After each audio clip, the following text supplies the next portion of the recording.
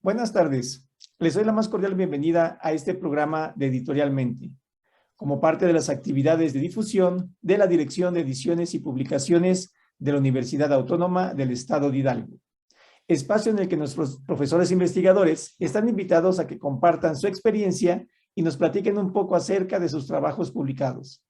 Soy el doctor Joselito Medina Marín, subdirector de Ediciones y Publicaciones, y el día de hoy estaremos hablando del libro Pachuca y su relación campo-ciudad, tierra, agua y agricultura en los siglos XX y XXI, resultado del trabajo que realizó el doctor Emanuel Galindo Escamilla, el doctor Raúl Rodarte García y el profesor Mario Islas Cruz, de quienes me permitiré dar una breve semblanza de sus trayectorias académicas. El doctor Emanuel Galindo Escamilla es doctor en antropología por el Centro de Investigaciones y Estudios Superiores de Antropología Social. Es profesor investigador del área académica de Historia y Antropología de la Universidad Autónoma del Estado de Hidalgo desde el año 2013. Se ha especializado en temas de desarrollo rural, del campesinado y de organizaciones autogestivas para el manejo de recursos naturales, con especial atención al agua para regadío y consumo humano, sobre los que ha escrito artículos y capítulos de libros. Desde 2005 ha participado en proyectos de investigación sobre ordenamiento territorial y organización social para el regadío. Imparte las asignaturas de Antropología y del Medio Ambiente y Antropología y Desarrollo Social. También imparte cursos de Geopolítica, Desarrollo Urbano y Regional. Por su parte, el doctor Raúl Rodarte García es doctor en Geografía Humana, estudios realizados en la Universidad Nacional Autónoma de México. Es profesor investigador del área de Ciencia Política y Administración Pública de la Universidad Autónoma del Estado de Hidalgo desde el año de 1999. Desarrolla las líneas de investigación de Política y Gestión Pública y la línea de Estudios Geopolíticos, Desarrollo Regional y Ordenamiento Territorial, curso realizado en la Universidad de París. Su experiencia como investigador se ha desarrollado en el Colegio de Posgraduado, Chapingo, la Universidad del Mar del Puerto Ángel, Oaxaca. Fue director del Instituto de Ecología de la UMAR y fue jefe de área en el área de Ciencia Política y Administración Pública de la Universidad Autónoma del Estado de Hidalgo. Desde 1997 ha desarrollado diversos proyectos de investigación relacionados con la industria, el crecimiento urbano, el desarrollo regional, el ordenamiento territorial y geografía política. Ha publicado 6 libros y más de 50 artículos y capítulos de libros. Imparte cursos de geopolítica, desarrollo urbano y regional, técnicas de investigación y ordenamiento territorial, entre otros. El profesor Mario Islas Cruz es licenciado en Antropología por la Universidad Autónoma del Estado de Hidalgo, egresado de la segunda generación y profesor por asignatura de la misma licenciatura desde 2019, donde imparte las asignaturas de Antropología Jurídica y Antropología Política. Actualmente está terminando su tesis de la maestría en Ciencias Sociales de la Universidad Autónoma del Estado de Hidalgo. Fue becario tesista de un proyecto PRODEP, donde desarrolló una investigación sobre el crecimiento urbano en 2 ejidos de Pachuca, con la cual presentó varias ponencias y un capítulo en el libro que ahora se presenta. Bienvenidos y muchas gracias por su presencia en este programa. Muchas gracias por la presentación. Gracias, doctor. Muchas gracias. Bueno, y entrando ya como tal a lo que es el contenido de este libro, me gustaría preguntarles cuál fue la motivación que los llevó a la elaboración de este libro que lleva por título Pachuca y su relación campo-ciudad, tierra, agua y agricultura en los siglos XX y XXI. Gracias, doctor. Y aquí estamos con Mario, recién sale de su clase, estamos compartiendo el espacio. La idea básicamente del texto sale de un proyecto PROMEP, cuando yo ingreso como investigador a esta universidad, concurso en la convocatoria y aprueban el proyecto. La idea inicial de este proyecto PROMEP, ahora PRODEP, era buscar, ¿no?, la agricultura periurbana en la zona metropolitana de Pachuca.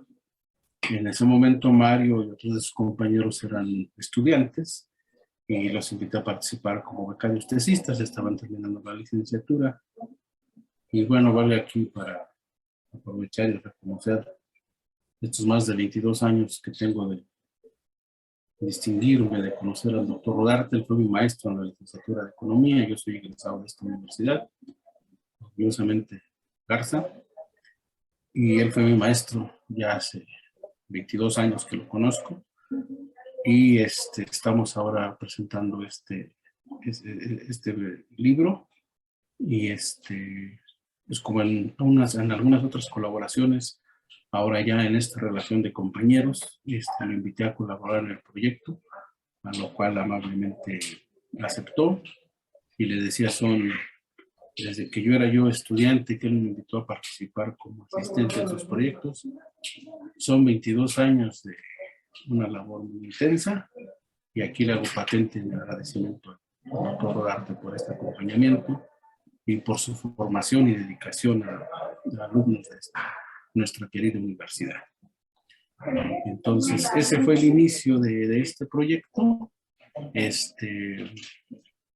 buscar, ¿no?, qué tanto había en archivos, en documentos y sobre todo básicamente en campo, agricultura periurbana aquí en las inmediaciones de Pachuca, y sobre todo esa relación, ¿no?, tierra, agua y agricultura. Ese era el objetivo central de ese proyecto, que es con financiamiento PRODE, y de ahí surge el texto.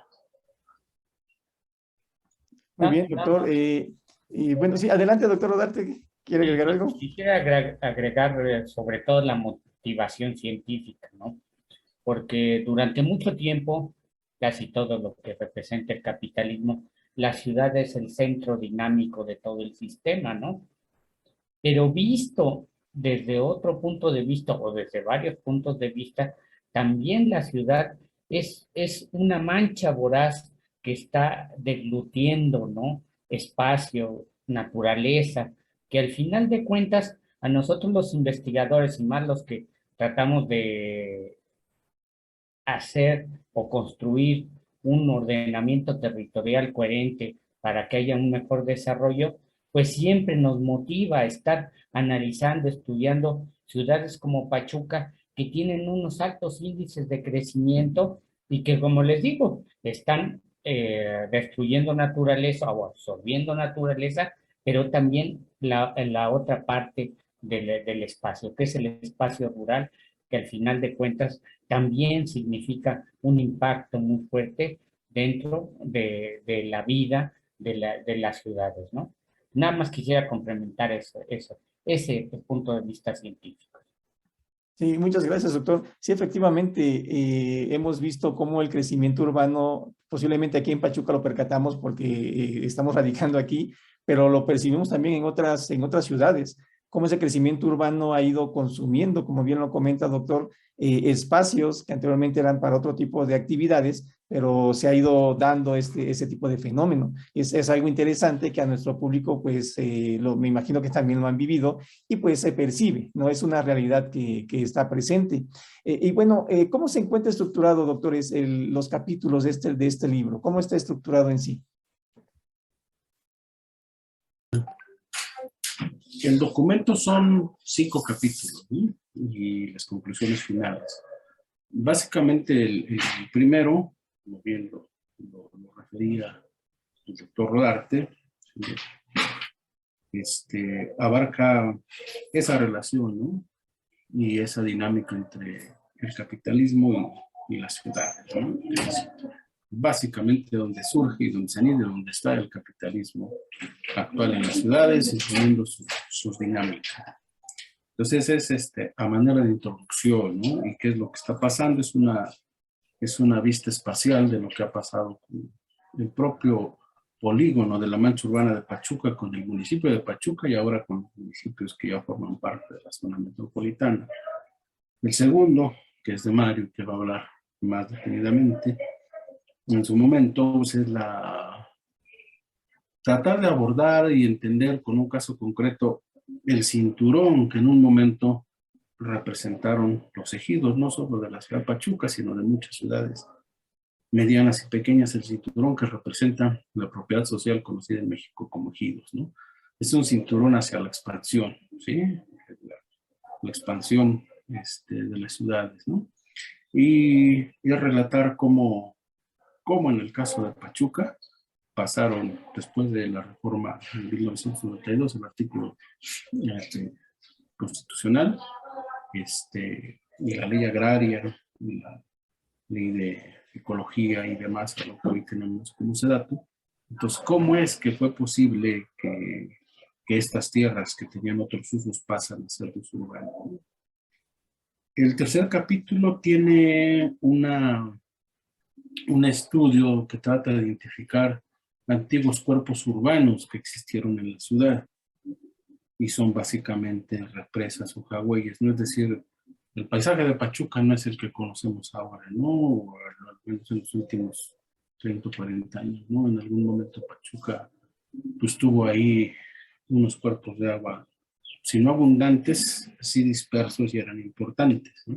Entonces ahora ya no los tenemos por las distintas dinámicas que aquí se comentan y se relatan. Pues una compañera, Jessica, y se llama la autora, también egresada de la licenciatura y también tesista y becaria en algún momento, y relata hawaiis que estuvieron muy cerca de la Prepa 3, en la hacienda de Chavarría, y bueno, nos hace un llamado, ¿no?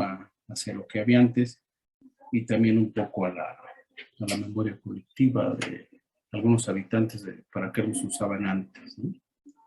El capítulo 4, que es de su servidor y una colaboradora, habla sobre las distintas periferias y las distintas agriculturas, es decir, allá en 1920, en 1930, ¿dónde estaban las manchas urbanas y dónde estaba el regadío? Y es una situación contradictoria, ¿no? Entre más crece la ciudad, más demanda agua y más desaloja agua, y la pregunta lógica es, ¿qué pasa con esa agua? No, pues hay que irnos a las periferias cada vez más distantes y vamos a encontrar esa parte agrícola, ¿no? Que como se dice en ese texto, la teníamos en la misma Casa Ruble, en los antiguos huertas del Colegio de San Francisco, y ahora las tenemos hasta allá por Sontepec, en la Nori, en Venado, ¿no? Y se va replegando cada vez más. El quinto, de otro exalumno, Noé Telles Pelcastre, también es de su tesis y analiza la presa de una asociación que tenemos en San Juan de Zahuapan, está viva, es decir, es una asociación de agricultores, de regantes, que ahí está, ¿no? Y curiosamente no es con agua residuales, es con agua limpia. Entonces tenemos ahí una joya, ¿no? Aquí en Pachuca, que hace falta una política pública para entenderla y la importancia y el aporte ambiental que le hace a la ciudad esa zona, ¿no? Entonces, desde el punto de vista cultural, por la cohesión social y sobre todo ambiental, que son unas cosas que nos interesan, ahí tenemos un fragmento vivo, ¿no? Que es importante preservar y proteger, ¿no? Y de una u otra forma, pues, incluirlo en algunas políticas urbanas y de planificación de crecimiento urbano. Y por último, pues el capítulo de cierre, donde se hace un resumen y pues abiertamente se dice, ¿no? Que en algunos momentos pues Pachuca tuvo sobre su superficie algunas fuentes de agua importantes que ahora no están, ¿no? Ok, muy interesante el contenido, doctor, que nos presentas en esta relación, digamos, de capítulos. Con este contenido que se está vertiendo en este libro, ¿a quién consideran que va dirigida esta obra? ¿Quién estaría interesado de nuestro público, de las personas, en poder adquirir o poder leer este libro? Adelante, doctor Rodarte, por favor. Primero que nada, pues aquellos ambientalistas, ¿no? Que tratan de proteger el entorno donde se está desarrollando Pachuca, porque pues ahora sí, los efectos tanto en el apartado humano rural como en el apartado natural son muy graves, ¿no? Porque al final de cuentas nunca hemos estudiado completamente, por ejemplo, los ecosistemas donde se sitúa Pachuca. Entonces no tenemos ni la menor idea de cuántas especies vegetales y animales desaparecieron. Pero en ese sentido también no sabemos cuál, bueno, al menos en el libro creo que lo colocamos, cuál es el impacto económico de la pérdida de la productividad de los suelos agrícolas y en este sentido que están influyendo, ajá, en el nivel de vida de los campesinos. Pero si vamos un poco más allá, ojalá tuviéramos esa posibilidad de viajar en el tiempo y estar en Pachuca, no sé, en 1910, a lo mejor llegaríamos en un momento en que Pachuca era autosuficiente en alimentos y hoy pues realmente, excepto cebada, alfalfa, a lo mejor producción de leche, pero realmente nuestro campo, el campo del municipio de Pachuca, del municipio de, bueno, de Zempoala no tal, pero desde Pachuca y Mineral de la Reforma, ya son producciones agrícolas mínimas, ¿no? Y en este sentido, el golpe sí es muy, muy, muy fuerte, y en ese, digamos que básicamente los ecologistas, pero también creo que los capítulos que hicieron nuestros exalumnos de antropología son muy buenos. ¿Por qué? Porque contribuyen a que los estudiantes generen ideas, ideas de investigación que sirvan para sus proyectos de tesis o incluso si les gusta la carrera de investigación, empiecen entonces a generar mucho más ideas. La investigación y más con la política educativa neoliberal que nos limitó el acceso a una formación de investigadores, en este sentido, estos ensayos empujan a esos alumnos que a lo mejor han sido bombardeados con el productivismo neoliberal, pero que ya no hacen investigación. Entonces, sí reconozco que los capítulos que hicieron nuestros alumnos son muy interesantes porque hicieron algo que muchos ya no hacemos a veces, ¿no? El trabajo con la sociedad, el trabajo con las personas que son realmente los que están siendo afectados por, en este caso, por el crecimiento urbano. Sí, sí, muchas gracias, doctor. Sí, pues digamos que esa participación estudiantil, ese fomento a que sigan trabajando en cuestiones de investigación, pues es muy importante, ¿no? Para desarrollar ese tipo de vocaciones y sobre todo participando en proyectos como el que tuvo como resultado precisamente este libro. Y hablando de eso precisamente, ¿por qué consideran que esta obra es relevante para el público que nos escucha? Bueno, a ver, de voz de uno de nuestros exalumnos, Mario, por favor. Adelante, por favor. Yo creo que es muy importante estos trabajos que estamos realizando, sí, para, como dice el profesor de arte, un poco inspirar a los demás compañeros que vienen atrás, pero también yo creo que el aporte que cada uno de los artículos que presenta el libro nos permite atender es que a veces dejamos de lado muchos temas que creo que a nosotros como sociedad nos afectan y yo creo que, por ejemplo, el crecimiento urbano, que ha sido como uno de mis temas que trabajo, siento que ha tenido en Pachuca al menos un descuido, porque si bien es cierto que hablamos de las ciudades, pero también no nos acercamos a ver realmente quién vive ese crecimiento de las ciudades, ¿no? Entonces yo creo que el público en general podría acercarse un poquito, específicamente los de Pachuca, un poquito a conocer esa historia de cambio social y cultural, ¿no? Urbano que la misma sociedad pachuqueña ha experimentado, no solamente la sociedad, sino la ciudad, ¿no? Hablando específicamente de lo concreto que representa la ciudad. Muy bien. Y bueno, ya hablando de ese crecimiento como tal, ¿cómo fue el crecimiento gubernamental y comercial de Pachuca? Como tal y se habla dentro del libro. Doctor, adelante, doctor Arte. Bueno, Pachuca vive un cambio de las actividades económicas. Si recordarán, en los años 80 es cuando llega la gran crisis minera y en este sentido se cierran casi todas las minas. Pero es que me acuerdo de cuando era niño y venía uno a Pachuca desde Ciudad Sagún y pues había un comercio muy limitado, ¿no? Venir de Sagún significaba venir a una ciudad que casi no había nada, ¿no? Mejor iba uno a la Ciudad de México, a la ciudad de Puebla. Pero debo de reconocer que muchos de los comerciantes actuales, bueno, ya serían de los abuelos de los comerciantes actuales, tuvieron esa visión de empezar a crear más comercios, a fortalecer sus comercios. Yo siempre les digo a mis alumnos de la licenciatura en ciencia política, qué dolor que vendieron Santa Clara cuando son generaciones de haber construido innovaciones, incluso para simplemente hacer nieve, ¿no? O helados. Eso no se hace de la noche a la mañana, se hace por una herencia comercial e innovativa de las personas. Entonces, debo de reconocer que en los 70s, al ver esa pobreza que estaba cayendo la actividad en Pachuca y que ya en los 80s se estaba reflejando con más fuerza, entonces empezó a cambiar la orientación económica de la ciudad a comercial. Eso por un lado. Pero también lo que influyó, acuérdense que desde la crisis económica del proceso desarrollista de México, en los 80 se viene abajo toda la economía mexicana. Pero eso también ocasionó que hubiera una descentralización de la Ciudad de México. Primero por esa situación y segundo por efecto del temblor de la ciudad de 1985. En este sentido, la ciudad beneficiada fue Pachuca.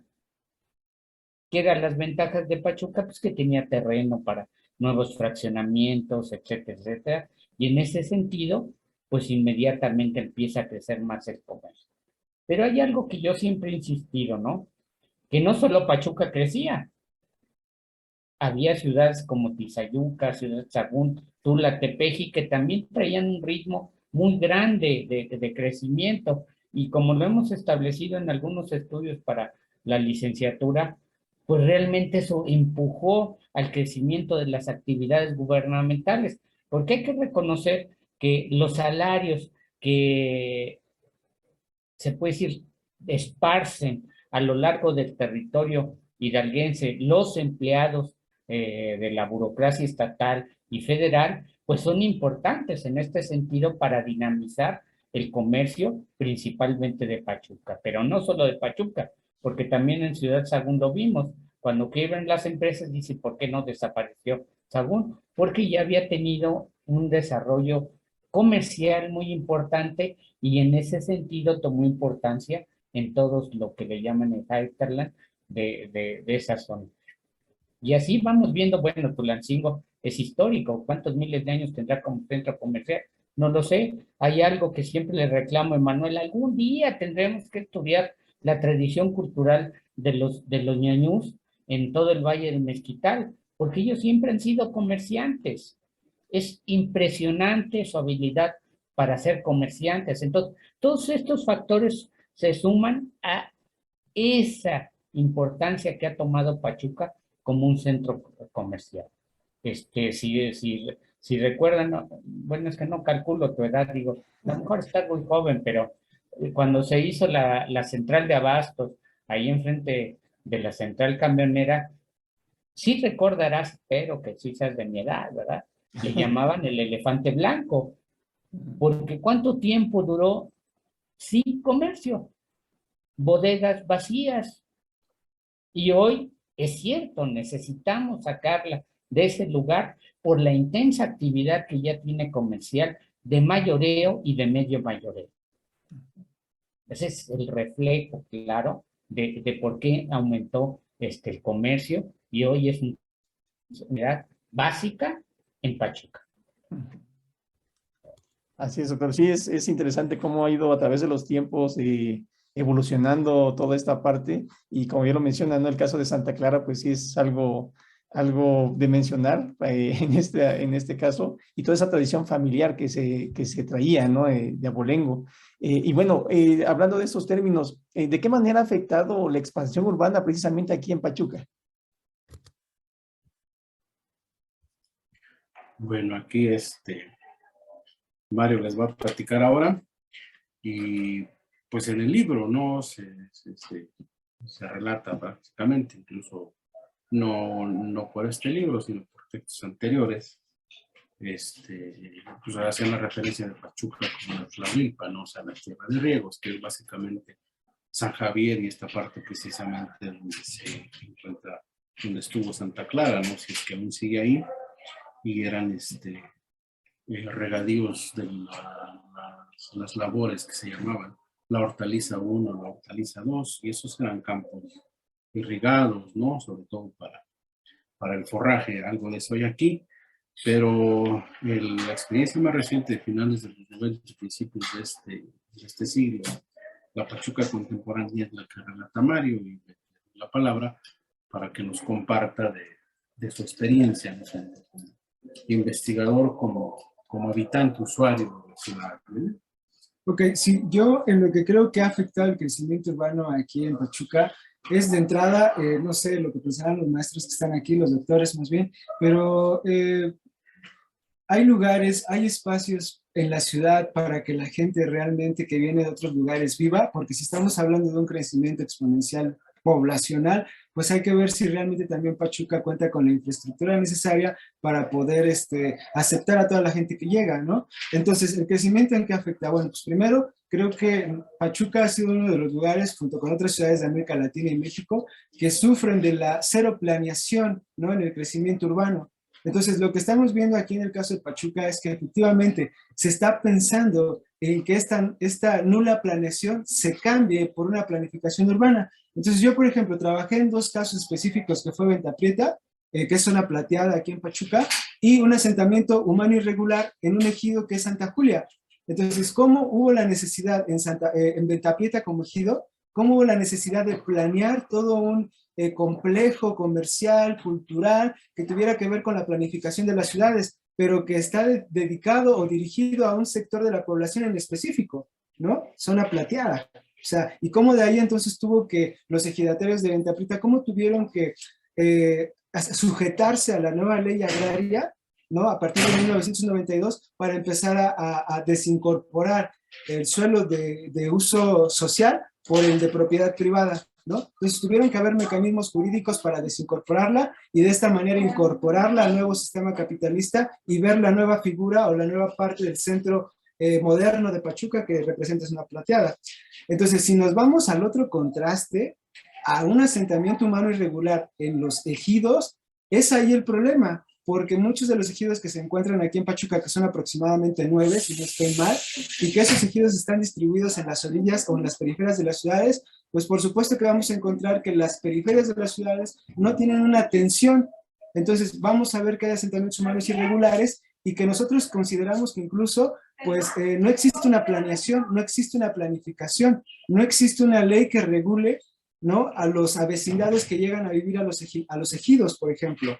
Entonces, se vuelve un problema porque de entrada no hay un permiso para que se pueda construir o se pueda urbanizar un ejido.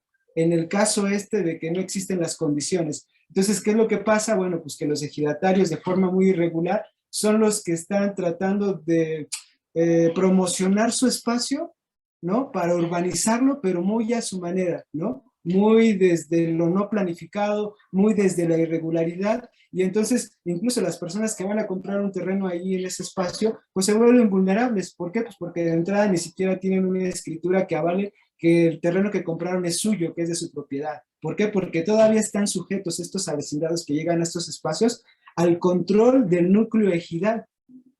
Entonces, digo, el problema se complejiza porque si la ciudad crece e invade espacios rurales, pues por supuesto, como dice el profesor Rodarte, esos espacios se pierden, se perdieron. O sea, el crecimiento urbano y la urbanización son fenómenos irreversibles, ¿no? Entonces, hay que contabilizar las consecuencias tan solo de considerar el concepto irreversible, ¿no? Entonces, creo que hay muchas otras tantas cosas en las que afecta el crecimiento urbano, pero en específico podría yo mencionar estas.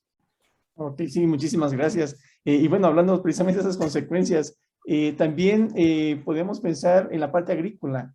¿Qué producto agrícola consideran ustedes que ha sido el que más ha sido afectado por esta expansión urbana? ¿Cuál considerarían ustedes?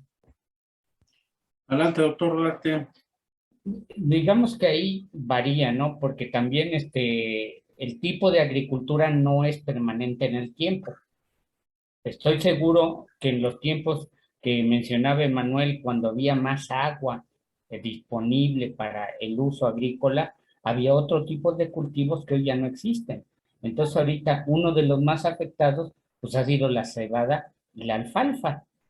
Ajá. El compañero Mario estudió un poquito de esa parte, de cómo se afectó la zona de riego de Santa Julia y Venta Prieta, que tenían riego para alfalfa. Entonces desapareció. Y en ese sentido también, bueno, pueden decir que tanto se afectó la cebada si ya la productividad era muy baja, ¿no? Pero al final de cuentas se desapareció toda una zona de cebada, que todavía en algunos datos antiguos era poca la cebada maltera y más la cebada forrajera. Entonces, al final de cuentas, se está afectando otra actividad rural que es la ganadería. Ajá. Y bueno, nos encanta la barbacoa, pero en ese sentido, pues también se afectó la producción de ganado ovino y no nada más vacuno, ¿no? Que son los que se están alimentando de esa alfalfa forrajera. Entonces, son un montón en lo económico, un montón de daños que se le van haciendo. Bueno, también se detectaba la producción de frijol y bueno, hoy no creo que haya nadie frijol, aunque en ese sentido ahí Manuel, él me puede corregir mucho, pero es una forma también del cambio de la orientación agrícola, ¿no? De una agricultura intensiva a una extensiva, una semi-mecanizada a una mecanizada. Y en ese sentido, por eso el cambio, porque si habláramos todavía de sistemas agroecológicos, pues hablaríamos de la milpa, y la milpa dejó de existir en estas zonas más o menos en los 70. Al menos yo recuerdo en el niño todavía haber visto sistema de milpa en estas zonas, ¿no? Pero hoy, pues la busco y no la encuentro, ¿no? No existe ese sistema de milpa. Entonces, pues hay muchos tipos de afectación. Algo bueno, le reclamaría a Mario que no dijo, porque está en su tesis. Queda algo muy curioso y le pido permiso para que lo diga yo, Mario, pero él lo estudió, él lo hizo, que quedó una cultura rural en esos entornos ejidales. Ajá. Y al final de cuentas es un choque cultural en esos pequeños reductos urbanizados, pero con gente que creció, que nació con una vida rural. Y ahí a lo mejor Mario nos diga mucho más cosas que de lo que yo estoy hablando. Adelante, Mario. Claro, profesor, y que sí, a mí se me pasó decirlo. Efectivamente, estamos viendo una fuerte influencia todavía de estas personas con esta cultura un poco de la agricultura, siendo todavía un poco campesinos, no alejándose tanto del trabajo de la tierra, aunque pareciera que estamos en el último rezago de estos campos de cultivo, de agricultura, pero que se siguen aferrando a esta historia, a esta forma de cultivo, a esta forma de trabajo de tierra, y que de alguna manera este conocimiento que ellos han adquirido con el paso del tiempo, pues por supuesto que a los descendientes se les ha ido también inculcando, porque lo que vemos es que había una primera generación de ejidatarios que bueno, ya están muy viejitos, que tienen entre 70, 80, 90 años, pero viene esta segunda generación que está en la plenitud de la juventud, 30, 40 años, y que son ellos ahora los que llevan el control prácticamente de toda esta parte del ejido, pero sin perder, como dice el profesor, esta esencia todavía, pues no sé si llamarlo así, como de esa esencia del campesinado pachuqueño, digo, que no dejan de ser ejidatarios, pero que tampoco creo yo, por la forma de trabajo, no dejan de ser tampoco campesinos, ¿no? Y que siguen ahí, y que nada más hay que ir a voltear hacia las periferias, ir a que ubicar estos ejidos, y hay que ir a ubicar cuáles son las dinámicas que cada uno de estos grupos pequeños tiene al interior todavía de su núcleo ejidal, que me parece algo fundamental a rescatar, porque vuelvo a insistir, creo que son como este último rezago, ¿no? De estos campesinos, de estos ejidatarios, que podemos contemplar todavía en Pachuca hasta antes de que, pues no sé si en algún momento puedan desaparecer. Sí, Bueno, sí, adelante, doctor. justo ahora estamos muy cerca de eso, ¿no? Y algo que se le enseña a los antropólogos de aquí de la Universidad Autónoma del Estado de Hidalgo y sin duda de los antropólogos de muchas universidades de México, pues es la observación, ¿no? Entonces ahora el 15 de mayo, si ponemos atención, pues van a estar los cohetes en San Bartolo, en Santa Julia, y si bien quizás no quede la base material de zonas irrigadas, de los campos, pues todavía sale por ahí una que otra yunta, ¿no? Y pues, es una resistencia, ¿no? Esa es la otredad y es la cultura rural que se resiste a morir aún muchas veces sin su base material, ¿no? En el mejor de los casos estaremos como pasó con la Ciudad de México, ¿no? Tenemos nuestros pueblos urbanos y que es otro tema muy pendiente de estudiar, ¿no? Que fueron pueblos absorbidos por la marcha urbana, de San Bartolo, Santa Julia, San Cayetano, y todos estos pueblos que estaban distantes de la ciudad y que en menos de 2 décadas pues fueron absorbidos, ¿no? Pero ahí están, con sus tradiciones, con su necia presencia y veces, ¿no? Recordándonos lo que fueron antes, ¿no? Así es, son temáticas muy interesantes, históricas, sobre todo que nuestro público tal vez, si hablamos de un público joven, pues a lo mejor, y como comentaba el doctor Rodarte, no podríamos llegar así a recordar, ¿no? Pero bueno, y sobre todo también quienes hemos llegado aquí a la ciudad, que no somos precisamente originarios de acá, pues también, ¿no? Hemos conocido desde nuestra llegada, pero bueno, poco a poco nos vamos dando cuenta, ¿no? De todos estos cambios a través de estas publicaciones.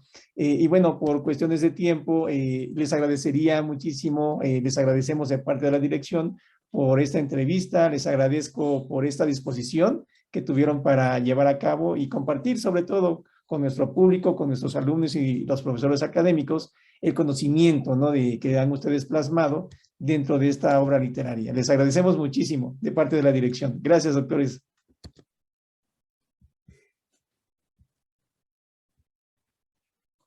Gracias, Raquel. Sí, un último comentario. Adelante, doctor. Adelante, doctor Rodarte. Y nada más para despedirme también y agregar, porque hubo algo que no dije y hice mi trabajo. Hay algo que desde el ordenamiento territorial en que participamos el doctor Emanuel Galindo y su servidor, Pachuca, Tizayuca, se lanzó la voz de alarma de que teníamos que proteger nuestros cerros para la vida natural. En mi capítulo que trabajé con el doctor Emanuel, se resalta eso, que en el caso del Ixú y el cerro que está enfrente de las torres de rectoría, ha sido un refugio natural principalmente de esa fauna silvestre que ha sido empujada, por los urbanos hacia estos pequeños reductos que estamos dejando. Entonces, si no protegemos esos reductos, pues ya va a desaparecer la fauna principalmente original de este lugar.